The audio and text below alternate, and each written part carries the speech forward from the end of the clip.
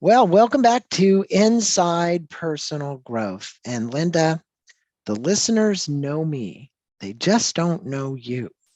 But we are going to be speaking with Linda Rossetti about her new book called Dancing with Disruption, a new approach to navigating life's biggest changes.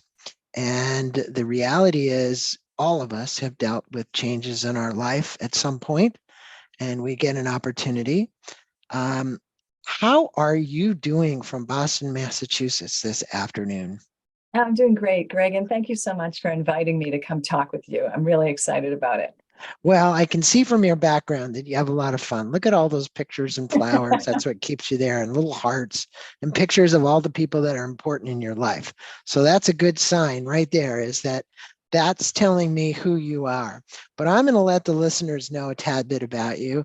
She's a Harvard MBA, pioneering researchers, dedicated her career to advancing our understanding of personal and organizational transformation, and we'll be speaking about both today. Through her work, she creates new conversations about shifts that occur repeatedly over the arc of our lives and involve our thinking about who we are, despite popular beliefs to the contrary. She now understands such times of upheaval as normal, common, and a signal for meaningful growth. Um, she is the author of this book, but she's also a researcher. And she's no stranger to transformation. Looking back, she says she sees transformation as a topic that is long embraced in business settings through many of her career stops. For example, as the Executive VP of Human Resource Administration for Fortune 500 companies, Iron Mountain, and she was also tasked with integrating more than 200 acquisitions into one Iron Mountain, a major global transformation initiative. Her publications include two books, Dancing with Disruption and Women and Transaction. She hosts a podcast show called Destination Unknown and welcomes guests and luminaries such as the 2015 Nobel Prize recipient. How do you say his name? Oh, we did. It's a woman. We did. Bushime. Okay. And She was in, she was involved in the Arab Spring, right? She was a negotiator in Tunisia ah, for the Arab Spring. She's a very I impressive leader. apologize for not knowing how to pronounce that name, but No, it's a it's a tricky doozy. one. And then the NPR Marketplace veteran, she's been around, Thrive Global, and the Transition Institute LLC. And you can learn more about Linda and all of her research work and her books and what she does and the tools for you that she's got. It's Linda Rossetti. It's LindaRossetti.com. So enough about you. Let's talk about what you like talking about most, which is disruption, right? And Absolutely. and I think you're actually the primo expert on disruption. So in the introduction of this book, you speak about a woman by the name of Janelle, and you mentioned she and four others joined you to speak about major changes in their lives, and you found these common threads about what happened to people going through major changes in their life. You have since interviewed 270 individuals and written several books, which I just said, about the subject. What is the common thread that you found happened when people are faced with major changes in their lives, about around that coffee with Janelle and the other people? First of all, Greg, I'm so happy that you have interest in this because I think it's something, as you said, we are all bumping into in some way. And the common threads really, there are many, right? I think that, you allude to what was the beginning of my formal research. I invited all these people in to have coffee with me in all sorts of settings. And Janelle and a couple others joined me for breakfast one morning. And each of them went around the room to introduce themselves. And Janelle is somebody who had been a nurse. And she, like so many people who are on the front lines in the healthcare arena, was just at a point where she was struggling with her commitment to that field. Mm-hmm. She's like, I really don't know what's wrong with me, right? She immediately thought something was wrong. And, she said, I'm having trouble showing up, I mean, paying attention, bringing the energy I once did, having the excitement of my job, it just seems to be gone. And all the people in the room, they were all from very different circumstances, different ages, different occupations. They're all kind of nodding their head in agreement. All of them found themselves in this very unfamiliar place. And so, as I mentioned, I saw patterns in that, right? There were patterns in the way people were thinking about what was occurring, right? Few of them had any vocabulary to apply to these shifts that were going on, right? Most of them, in the absence of being able to define what was happening, instantly thought of negativity, like there's something wrong with me, or there's some deficit in some way that they have to go address. So the first pattern was lack of vocabulary. But then the other things that were really interesting was how common it was. The experience that they were all talking about went through similar phases, even though their circumstances differed. Janelle was having a struggle because of a job-related connection. Another woman who was in the room had a challenge because she had a recent, very, very sad breakup. Another person in the room was very early in her career and was struggling because this dream she had always kind of thought of getting into hadn't turned out the way she always thought of. And she was like, wait a minute, what's going on? And then, and the final woman that joined us that morning was somebody who had never been in the workforce, or hadn't been for a long time, I should say. And she was having some challenges thinking about who she was and what was next, because she had cared for an aging sibling for almost a dozen years, and he had recently died. And so all these people had had these moments where their connection to how they thought of themselves was broken in some way. And they struggled to really think about what was occurring and what they should do about it. And that kind of, Greg, that piqued my interest. I was like, wait a minute, why is no one talking about this? Because as you listened, even though their circumstances different, as I said, they were going through the same process.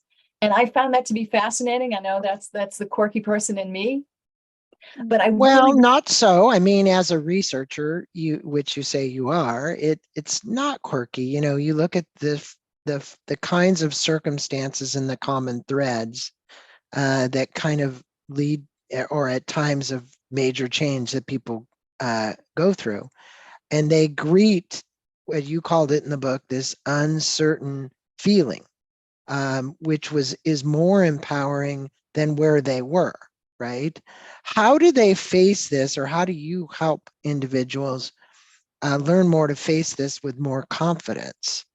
Because the reality is that I know I've been through plenty of uncertain times in my life, and what happens to you, whether it's financial or it's marriage or it's a sick child or it's whatever, you could name off lots of them.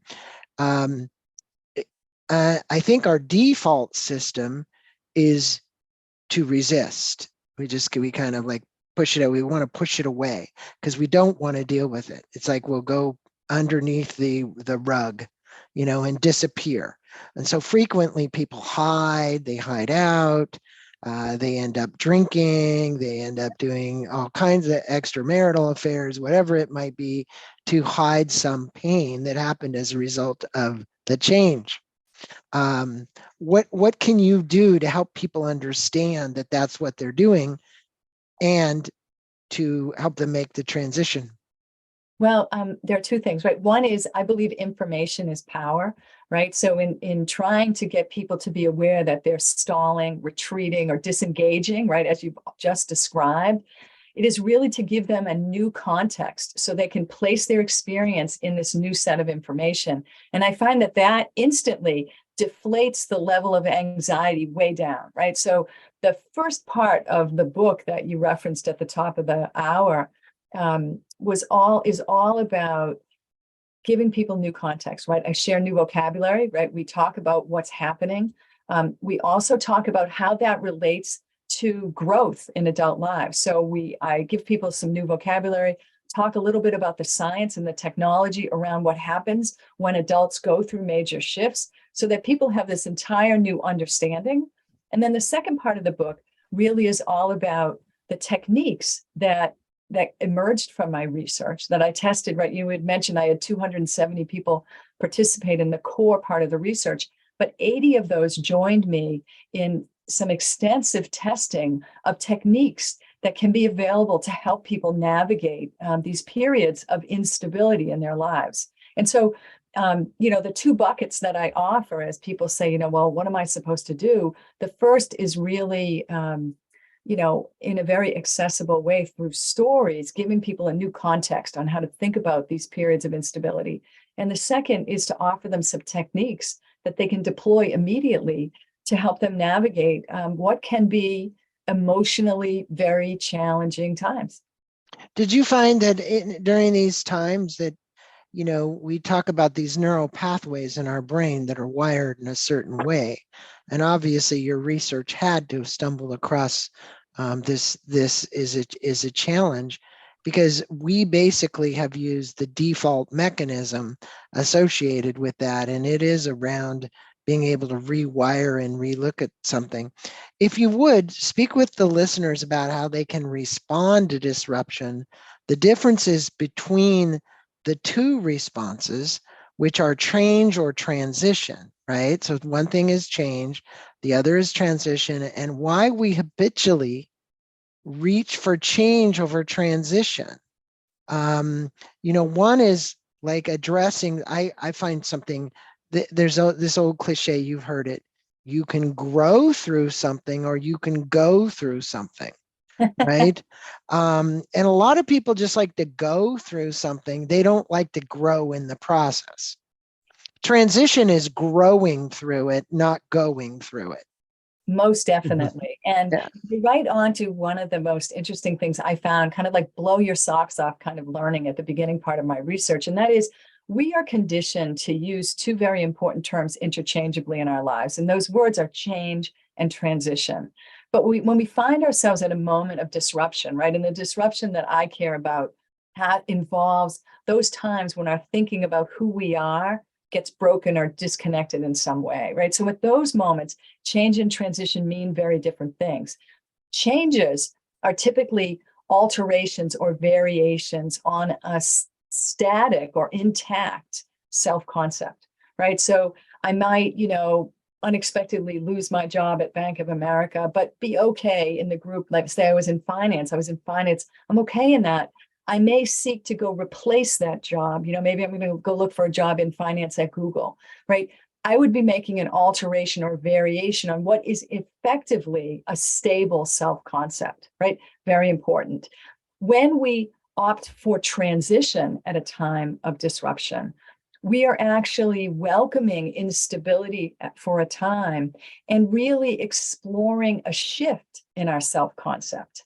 And that, those two differences are pretty substantial, because when we choose transition, right, we are recognizing those typically occur when there is a change in what we hold what holds value and meaning to us. And those things really require us to re-examine the assumptions upon which we rest our sense of self. And so the words are very important, unknown to me before I sat down and talked with all these people, but they actually foot to what you were talking about early on, because transitions, when we're willing to re-examine the assumptions that underlie our sense of self, we are really exploring what is developmental growth. Well, the other thing is transformational, right? So we've talked about transition and now transformational growth. People hear the word personal growth. They hear my show is called Inside Personal Growth. It probably should be called transformational growth. And how has this helped? How does this help the people that you work with, whether you're training a coach or you're training somebody, shift their beliefs, their values, and expectations, and the beliefs? If we're going through transition to embrace transformative growth, right? So again, it's a matter of us learning in the process, learning a new way. When you transform, you learn something new. When you change, I wouldn't say you always do that. I would say you modified your behavior to meet a new circumstance, but you didn't really embrace this, maybe psychologically. Yeah, it's such an important distinction you're making. And I love the work that you do, Greg, because growth is so important, right? It is something that even though we pay lip service to, we actually head in the other direction when we're given the opportunity. And that is well documented, right? And so the conversation that I try to start with folks through this work is really to help them understand what growth means in an adult context. And typically when people enter adulthood, they define their expectations and definition for who they are by external factors, right? So things that are, in our surround. So the communities we live in, the occupations we choose, the schools we attend, our families, our religious beliefs, and loads more. But when we enter adulthood, we're typically creating our sense of self based on inputs from that kind of personal ecosystem. When we have opportunities to grow over the arc of our lives, what we're typically doing is we're taking those inputs and we're reevaluating it. We're saying, does that one still fit? And sometimes what our analysis says is, I've outlived the useful life of that one, right? And so what's happening in growth is we move away from external definitions entirely to set our definition of who we are, and we move to this blend that leaves more room for those things that hold value and meaning to us. It isn't as if we're throwing the baby out with the bathwater, right? We're building on the original assumptions that we had, but we leave room to disengage from some, to refine others, to welcome new. And there's wonderful work that came out of UC Berkeley. A woman by the name of Ravenna Helson did work over many years. She studied long cohorts of people. One group lasted 50 years. And she describes this progression of going from externally defined to more internally anchored sense of self as a recentering. And I love that word recentering, because that really is what the growth process is in the adult lifespan, right? It is this constant recentering of really what holds value and meaning to us and how that shapes who we are. And I think that's really the thing that I found through my research that was so fascinating, that many people responded to disruption with a change. And many of them hoped to get something that was transformative. But in fact, when we choose change, we're reinforcing an existing self-concept. And when we go into this transformative phase, what we're doing is we're opening ourselves to something that will be a recentering, right? We'll be welcoming new ways to think about ourselves and the world, which would be a derivative of where we started. And so this pattern of growth can happen repeatedly throughout adult lives. And if you look at the scholarly research in this, it says that many adults don't, right? They don't opt at a point of conflict, from a disruption of any flavor. It can be good news, it can be challenging news. Oftentimes we don't have the vocabulary and the know-how to choose that transformative option. And, my work is all about starting a conversation so that more and more people can, in fact, make that choice. Well, you speak about a topic that's been written about extensively across time. And I remember reading a book, Linda, many years ago called Immunity to Change, put out by MIT. You probably read it. But, what doctors found is if someone would have a heart attack and the doctor says, hey, you need to change your diet, you need to change your exercise plan, you need to do this, so the doctor is informing them of a new prescription, a new prescriptive way of being. They found within less than 3 months, the people were back to the same old patterns of smoking a pack a day and doing whatever and on the same track. And look, we wouldn't have all these programs that exist out here that we do today around how to transform ourselves if it goes from Weight Watchers to something else, if people were not actually having a challenge with this. So whatever thing it is you need to change in your life, and you had a great story about a 55-year-old cancer survivor, Ira, and you share a story and you speak to the point about our goal is not to eliminate, overcome, or ignore resistance, but to learn how to be successful in its presence, right? And I just said, a lot of people will resist. They'll go under the cover, they'll push it back, they'll whatever. How can we be in the presence of these emotions, which are driving us, and make positive transformation simultaneously? I'm so happy you asked me that question. And you're referring to a book that I love, which I cite in my book, right? Immunity to Change is written by Robert Keegan and Lisa Laskow-Lahey. And they looked at why is it that we kind of eschew these opportunities to grow. And Araya was really very an interesting person, right? She recognized that even though she had this great desire to move forward, she was terrified. And there's other wonderful research, didn't come out of MIT, it actually came out of Columbia, by a gentleman by the name of Jack Mesereau, and I use his work often in my studies. He said that there's really two levels of activity that have to happen when we make meaningful growth in adult life. The first level is very practical, right? Araya had to figure out, okay, I've beaten cancer. Now what, right? Now, what is the practical thing? What can I do, right? Because she had some health issues that were going to require her to change her career. But what we often ignore is the emotional level, right? Because what Mesereau and others, including Keegan and Laskow-Lahey, were onto is that we typically have an intense emotional reaction to changes in our self-concept, right? It is as if our emotional system is saying, hold on, don't make that change. You might blow this one. We don't want you to risk this, right? So our emotions really, fire to work against us. And so long-winded answer to your question is that part of what this book does is it introduces a technique, a mnemonic called HAIL, H-A-I-L, that was designed to help people reframe the emotions that occur when we move away from a stable self-concept and allow them not to diminish or ignore the emotions, but be with them, but still make progress on that practical level. And reframing is one of those words, Greg, that, it's like a word like kindness and vulnerable. It's everywhere, right? So I want to take a minute just to tell you. No, let's talk about what those 4 steps are, because the mnemonic HAIL, each one of those is a step. And I think this is a very important thing. While we're talking about it, whether people are taking notes or not, it's not important. They can go get the book. Here it is. The HAIL is in there.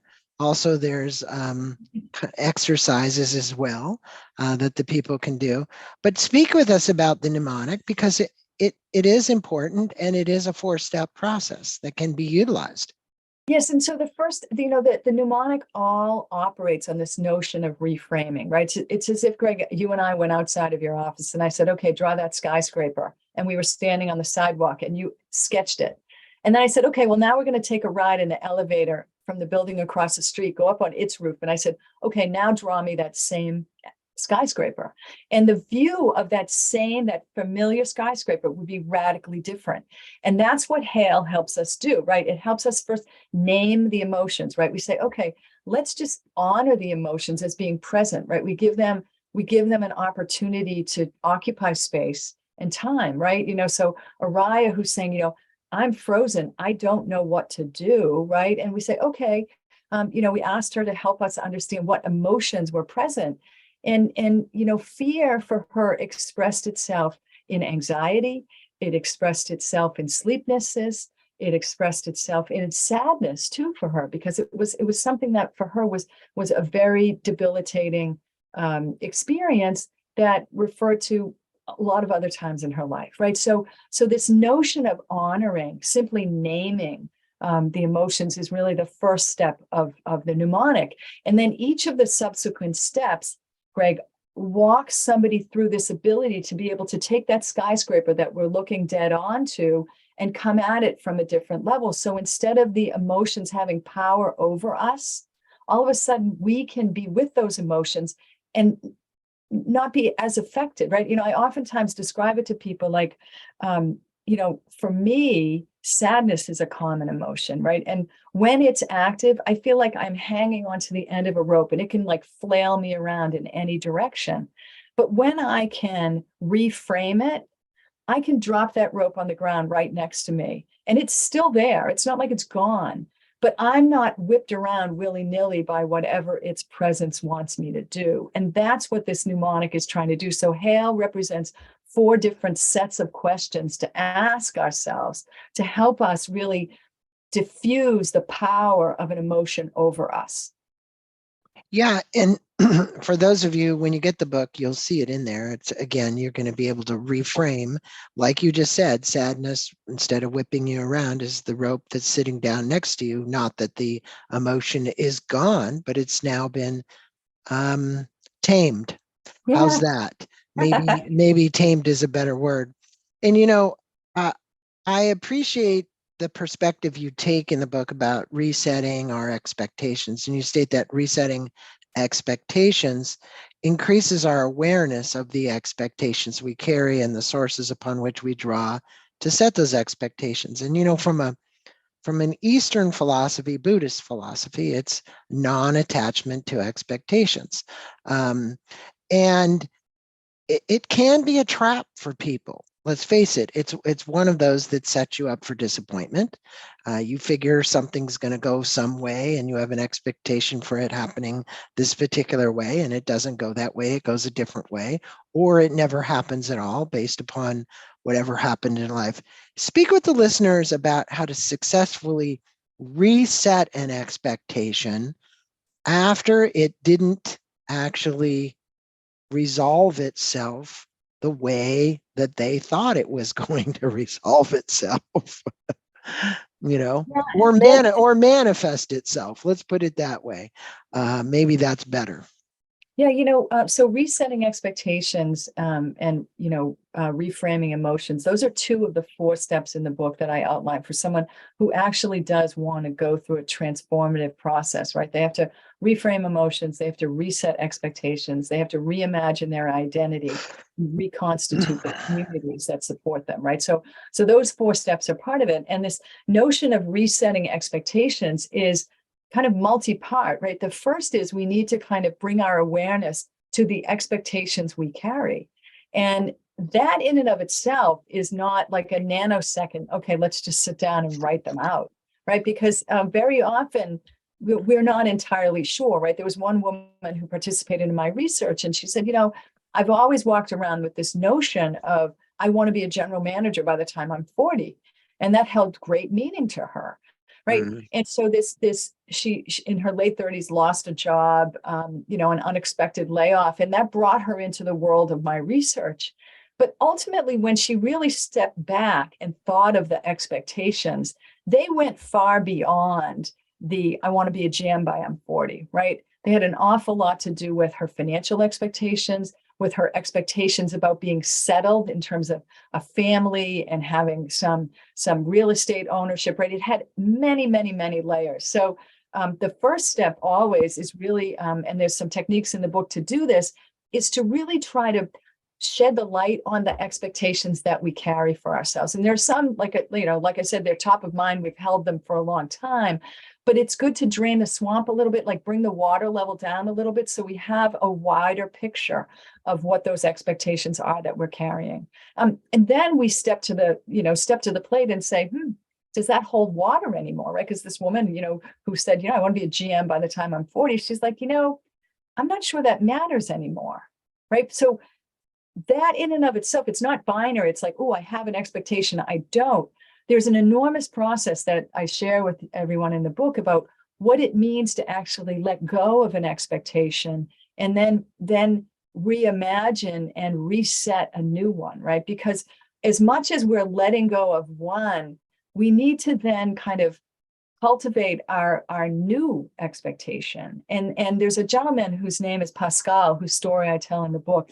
And he's somebody who came out as gay in his mid-20s. And he tells a wonderful story in the book because he's like, for a long time, I was aware of my expectation, right? I was living as a straight man, and I realized that wasn't the case. And he said, at one point I decided I'm not going to live within this expectation anymore. Right. And so he's like, I came out and I came out in a layered way, and it was a cascade. And I first told my family and on. And he shares that cascade, which is a very important step for him. But I think the most incredible part of his story is what he tells from that point onward. And he said, he's like, okay, then I stepped into this new big world of the gay community, and I had to reset my expectations there. And he's like, as much as I had to do when I was willing to let go, I had to kind of almost go through this trial, which says, okay, well, I think I'm in this segment of the community. And it was almost like a pilot proof proceed, like, well, does that really fit? And yes, maybe not entirely, but pretty much. And okay, I'll move again. And there's an important process that happens when people move in the direction of resetting expectations, is that when we're operating without expectations, right, when we choose to let go, it's a really unstable time in our lives. And some of us are great. We can look forward and say, oh, I'll be great. Pascal, I'll be great once I get into this community. And he can use the expectations of the gay community to kind of tamp down his anxiety about being in this unstable place. But very often people look back, right? So even though they're moving forward, right? They're saying, okay, I'm going to be in this new community. I'm going to look back to that person I was in the straight world and use that to evaluate whether I'm being successful or not, or my safety. And that's what trips a lot of people up, and they retreat, right? So that even though they have good intentions and they're going to move off in this direction, when they're making that kind of initial set of steps, they're using outdated, previously held assumptions to evaluate their progress. And there's a Well, story. let's face it, that's a great example, and maybe an extreme one and maybe not, but on the same token, the discomfort associated with it, the fear associated with it, are certain elements that anybody that has an expectation, right, of him having been straight and then moving to somebody gay, because that has to do with his sexuality, his whole identity. Mhm. And you ask a question, you're like, who am I and what is my story? And the running narrative is a big part of what we start to believe about ourselves and the world around us. And I think the narrative is something that runs just like the narrative of him being in the straight world versus him running a narrative of being in the LGBTQ community. What advice would you give our listeners who are faced with a disruption as a tool to reframe their story and their running narrative? Yes, absolutely. And the narrative plays such a big role because, by the way, we're the first audience for our narrative, right? As we're making radical shifts, um, we listen to our stories and it calms us down as we're using it to tell others, right? And so what I found in my research is that the most reliable way to reset or reimagine an identity is to think about the stories we tell about ourselves. Mm-hmm. And in society, we're very often conditioned to use a chronological architecture for our stories, right? Greg, if I asked you to introduce yourself to me, you would perhaps step through the important points in your life, be them professional or personal or an amalgam of both, but they would largely be chronological if we went and listened to the greater public. And what I learned is that if we use this concept, these shifts to value and meaning, which underlie that growth progression that we talked about earlier into the interview, if we use those to anchor our stories, that can be an incredibly illuminating process to help us reimagine our identity, right? For example, The running dialogue changes completely. exactly right. Right. Yeah. And it's not like a sequential thing. It's like, who am I? We'll just say a podcaster. You're going to think of it in a much bigger light. I'm helping change the world one podcast at a time, through interviewing people like Linda. There's a whole difference in that to saying I'm a podcaster versus saying, what are you doing? What is your why? Right. I think that's the other thing. It gets to purpose and our why and who we are, and people exploring those deep inner regions that don't always come out when the running dialogue goes forward. Right. They don't Exactly. get expressed. Yeah. Exactly. And I think, sometimes people read the chapter in the book that talks about this and think that this is teaching them how to do an introduction. And while you can make changes in your introduction, what it is trying to do is shine a light on this notion of identity and how we think about ourselves, right? And we hang all sorts of labels off of our identity. And this technique is really intended to help you reach beyond the labels, right? And begin a new conversation with yourself. And as we step through a transformative period in our lives, we really do have to continually reimagine this notion of how we think about ourselves. And I've found this, this trick about stepping away from chronology and reimagining this story using different markers as a really reliable way to begin that conversation. Yeah, it's I did a training course called Think Wrong. I know it sounds strange, but it's really not, around creativity. And I think that, and I know that for a creative person to be able to express themselves in a new, unique way, and a lot of it, it needs to be visual, right? Because you go and you take it, people say, well, mind mapping. Well, if I can mind map something, I can take visual images and put them around, and it becomes easier for me to see. And I don't care what kind of learner you are, whether you're auditory, visual, or kinesthetic. The reality is those type of tools really help you in making a big shift. At the way in which you look at something. The world looks much more expansive than it would in a linear way, which is what you were saying. I'm Greg Boyce, and I was born here, I went there, did this, I did that, right? And so many CEOs of companies need to learn how to tell better stories. And I would say it's the story or the narrative that you keep telling yourself that you begin to believe. The other thing is, as I said to you before, you don't have to believe everything you think. Just because you thought it doesn't mean you've got to believe it. Now, because the book is filled with great advice, one of the accolades on the back is Marshall Goldsmith, a very good friend and somebody who's been endorsing books, but endorse her book. I would recommend that you go out and get a copy of this book. We've given you the website. There's going to be a link to Amazon as well. But Linda, lots of great advice in this book. And I always end my podcast this way because I think practical advice is so important, right? What are the 3 things that you would leave the listeners with about coming to truth, quote unquote, about themselves and transformation? The 3 things I'd say is 1, take the time to recognize the choices that you have, right? When you are in a period of disruption, are you going to reach for change or are you going to reach for transition? And being aware of our desire, the familiarity to a stable self-concept, that awareness alone can help us ask a new question of ourselves. And that is number 1, biggest victory of all. If we can simply ask ourselves a new question, we're already advancing down the path.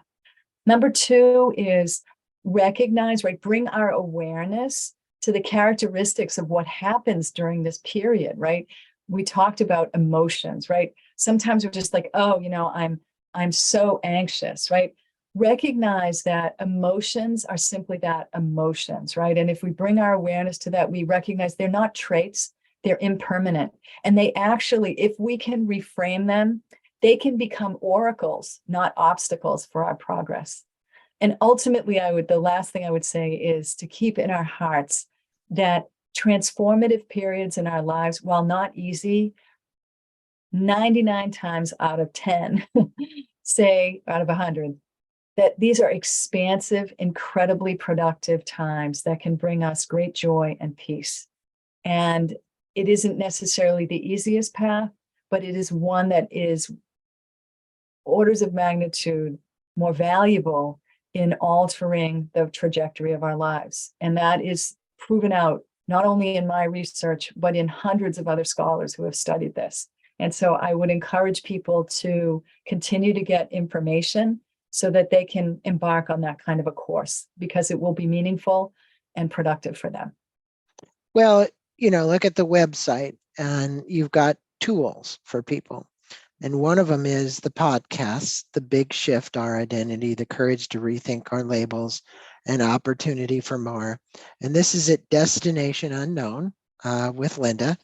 And I would encourage people to go just click on those because then you can hear more about Linda and the podcast. The other thing she's got is join me for dishing on disruption with Linda Rossetti as well. You can click on there to get more information. Everyone is welcome. You say it's a 45-minute interactive event. So do sign up there or get more information about it. Linda, it's been a pleasure having you on the show. For my listeners again, we've been on, whoops, I got to go over here. We got to go Dancing with Disruption. It's Linda Rossetti. We'll have a link to Amazon for the book. We'll have a link to our website. Please check it out. Linda, a pleasure learning about how I can, even personally me, navigate disruption better and embrace transformation and not just change. And I think for people who are really on the learning line, if you're on the learning line and you don't want to have it happen the same way, it's like Groundhog's Day over and over and over again. You literally need to go to the transformational growth side, the transformational line. You need to learn what it is you're actually doing.